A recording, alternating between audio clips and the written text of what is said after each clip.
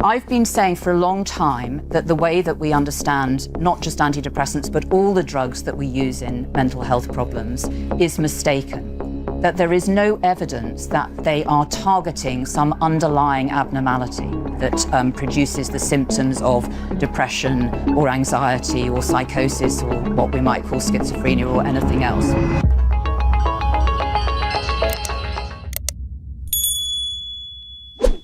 The central idea that the book is concerned with is that there has been a substantial, to my mind, medical scandal going on over the last few decades, which concerns the mass prescribing of a certain class of drugs, namely antidepressants, which do little good and can cause substantial harm to some people on the spurious grounds that they work by correcting an underlying chemical imbalance. This idea that they correct a chemical imbalance was promoted initially by the pharmaceutical industry, but the medical profession have actively and passively supported this idea and helped to promote and maintain it as well. 20% of the population of England take an antidepressant, and almost 1 in 4 women are currently taking them. So that's a huge number of people. And many of those, it's 8.7 million people in England alone. And many millions of those people have taken them because they believed that a link between serotonin and depression had been established, and that antidepressants, and that the idea that antidepressants worked by correcting that had also been proven to be true. Now, most people in the psychiatric community and the research community have known for many years that the evidence that there is a link between serotonin and depression is actually very weak and not convincing and not consistent. But there was no paper that had got all that research together that could really sort of act as a definitive resource for people to make that claim. And so a few years ago, I got a team together to look at all the modern research on serotonin and depression.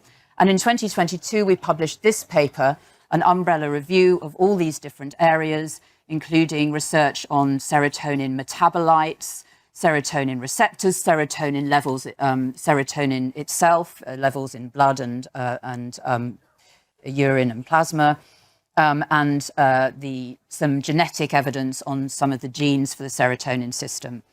And basically we found that none of those areas provided convincing or consistent evidence of any sort of link between serotonin and depression, let alone a causal link, because of course, you know, the system may simply be perturbed as a consequence of someone's emotional state, not just as a cause. Now, the serotonin theory of depression is one of the most thoroughly researched ideas about the biological origins of depression, but there are many other ideas or theories. The trouble is that none of them have been established either. There's no convincing or consistent evidence for the many other theories out there, such as depression is related to the inflammatory system, or to processes around neurodegeneration or other brain chemical abnormalities, for example. There was a massive public reaction to this paper. People were really interested. The media were really interested in it. It was very widely reported at the time. And that was really nice to see. And it seemed like there was a discussion getting going among the general public. And of course, one of the things that people wanted to ask is, well, what does this mean for the fact that I'm taking antidepressants, or my friends taking antidepressants, or my relatives taking antidepressants? There was another reaction to the paper, though, and that came from elements of the medical profession, the medical establishment, who, it seemed to me, wanted to shut down that opening debate.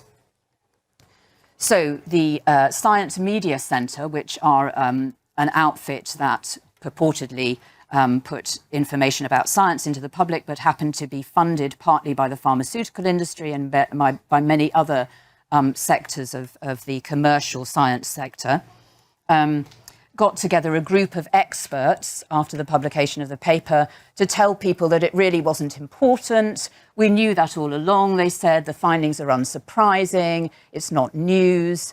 The notion of depression being due to a chemical imbalance is outdated It was largely met with yawns in the psychiatric community, said one of the less polite commentators.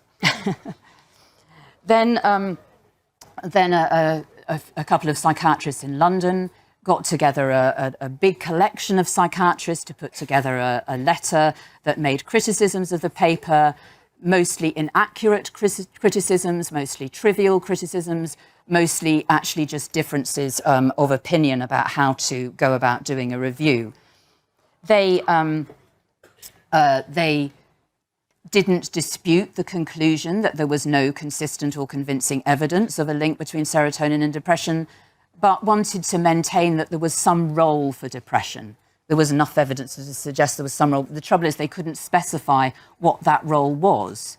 So they weren't putting forward any sort of testable hypothesis, merely a speculation. Elements of the media that also wanted to shut down the discussion weighed in and accused me of being in league with the American gun lobby, which was a surprise to me. This was because Tucker Carlson had done a program inspired by our paper, which I have to say was a very interesting program, which was very critical of the pharmaceutical industry, both in regard to antidepressants, but over a number of other issues that he'd looked into. But because Tucker Carlson is against gun controls, that must mean that I was supporting it, according to them.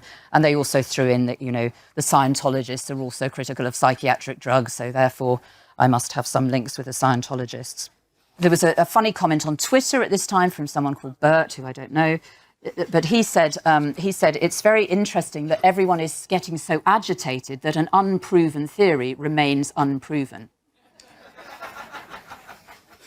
The reason that people were getting agitated is this, though. One of the most common responses after the publication of our paper was that antidepressants work and it doesn't matter how they work. People were getting agitated because they didn't want the public to start questioning the use or rationale for using antidepressants. And I would say that this is false on two counts. Antidepressants don't work, or certainly don't work very well. I'll come on to that in a minute. But it seems to be more importantly that it is very important how they work. So if you are told that antidepressants are correcting some underlying abnormality in your brain, then of course it makes sense to take them, other things being equal. Doesn't necessarily mean you necessarily would take them, but you can see that there's some rationale for taking them. If you are told that these are drugs that change your brain chemistry, numb your emotions, and may help, and may therefore suppress what you're feeling, some people might decide to take them, but some people might not on that basis. It seems to me that's a very different prospect. And I think part of the reaction to the paper was that psychiatrists didn't want people to think that there might be an alternative way of understanding what antidepressants were doing. I've been saying for a long time that the way that we understand not just antidepressants, but all the drugs that we use in mental health problems is mistaken, that there is no evidence that they are targeting some underlying abnormality or some underlying mechanism that produces the symptoms of depression or anxiety or psychosis or what we might call schizophrenia or anything else. So I've been challenging this by formulating these two models. So that idea that these drugs are targeting an underlying abnormality is what I've called the disease-centered model of drug action. It's borrowed from general medicine, where it is generally the correct way of understanding what drugs do. But the other way of understanding what the drugs that are prescribed for mental health problems might be doing is what I've called the drug-centered model. And that's the idea that drugs change our brain chemistry, change the state of our brains, and thereby change our underlying mental activity, including our feelings, our thought processes, and sometimes our behavior. And this, of course, is familiar when we think of recreational drugs like alcohol and cannabis. Now, I'm not saying that antidepressants are exactly the same as alcohol and cannabis. Of course, drugs are different. They have different effects on the brain and different effects on our mental states. But they are, nevertheless, what they have in common with alcohol and cannabis is that they are drugs that cross the blood-brain barrier, change the brain, and thereby change our mental states in more or less subtle ways. So if you're taking this drug-centered view of antidepressants, you want to be asking then, well, how do antidepressants change our mental states and our physical states for that matter? How are they changing our biology and how does that manifest in us? And the first thing to say is that antidepressants come from many different chemical classes. So they have different sorts of effects. So I'm simplifying to just to describe them as if they were one class, which they're not. But many of them, particularly the SSRIs, probably the most cardinal and consistent feature of these drugs is that they cause sexual dysfunction. And associated with this, they seem to cause a blunting of emotional reactions. So they reduce the intensity of negative, but also of positive emotions. So people will often say when they're on these drugs that they can't cry, but also that they don't feel happiness or joy anymore. And this effect has also been shown in a volunteer study recently. So it's not just, it's not that it's down to the depression or anxiety or whatever else people are feeling, although of course that may contribute to it. Many antidepressants also cause lethargy, fatigue, some cause insomnia. Many of them cause physical dependence so that people have difficulty coming off them. And then an effect that some of them seem to have paradoxically in a small group of people, mostly younger people, is that they can induce agitation and tension. And this is sometimes, rarely I would say, but sometimes associated with increased suicidal thoughts. And as I say, this is mainly in younger people that they seem to have this effect. I don't know why. The question then is, are these effects helpful? Of course, if you numb your emotions a bit, you might feel less intensely depressed or anxious, and that may be helpful, at least temporarily. The trouble is that randomized controlled trials comparing antidepressants to placebos really show that the difference is absolutely minuscule. It's 2 points difference on a 54-point scale. No proposed way of judging the clinical relevance of an effect has suggested that that is a clinically relevant or important size of effect. But moreover, it's probably a result of the fact that these trials are not completely blinded. They're meant to be double-blind, but of course, antidepressants are active drugs. People know that people are therefore, many of them are going to guess whether they're on the active drug or the placebo, and therefore some people on the antidepressants will experience an enhanced placebo effect by virtue of guessing that they're taking the active substance. And it's been shown in several studies. Not many studies do actually ask people to guess or try and work out whether people know what they're on or not. Not surprisingly, as most of them are done by the pharmaceutical industry in order to get their drugs licensed. But there are 1 or 2 studies that have done that and show that in many, but not all, but many antidepressant studies, people can identify what they're taking. And there's quite a lot of research that shows that people who guess they're taking an active drug do better than people who guess they're taking a placebo. So it doesn't look from clinical trials as if those emotional numbing effects or any of the other effects are that beneficial. And we also have to weigh up whether any beneficial effects they might have will outweigh the adverse effects, the negative effects of taking antidepressants. Any drug that changes our brain chemistry and activity carries risks with it, particularly if you take it day in, day out for long periods of time. And there are lots of common adverse effects of antidepressants. There are some rarer and more serious effects.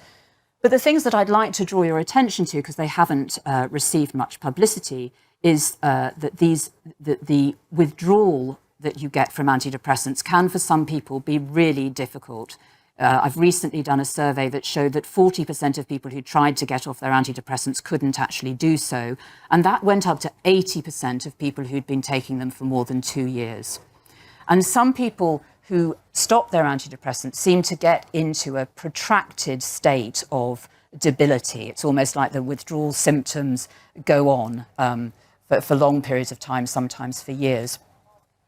And another effect, lasting effect that has come out recently, which I think should really worry us, is persistent sexual dysfunction.